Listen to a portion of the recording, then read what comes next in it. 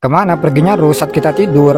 Menurut ilmiah, penelitian ini belum pernah dilakukan. Jikalau dilakukan, pasti tidak akan masuk logika, karena ruh tersebut merupakan jiwa yang berada di dalam masing-masing manusia yang masih hidup. Ruh sendiri tidak berbentuk dan manusia sendiri pun tak bisa melihatnya. Dalam surat Az-Zumar ayat 42, Allah Subhanahu wa taala berfirman, Allah Subhanahu wa taala memegang jiwa orang yang ketika matinya dan memegang jiwa orang yang belum mati di waktu tidurnya. Maka ditahanlah jiwa orang yang telah dia tetapkan kematiannya, dan dia melepaskan jiwa yang lain sampai waktu yang ditentukan. Sesungguhnya pada yang demikian itu terdapat tanda-tanda kekuasaan Allah Subhanahu wa taala bagi kaum yang berfikir.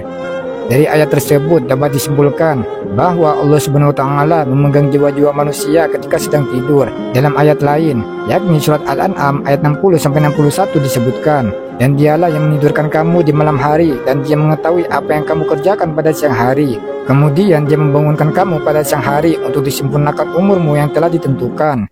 Kemudian kepada Allah Subhanahu wa taala lah kamu dikembalikan. Lalu dia memberitahukan kepadamu apa yang dulu kamu kerjakan.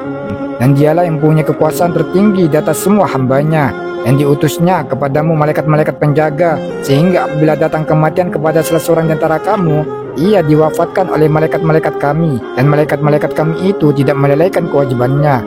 Di dalam dua ayat di atas, Allah Subhanahu wa taala menyebutkan kata wafat dua kali, yakni pada kata yatafawakum yang diartikan sebagai kata menidurkan.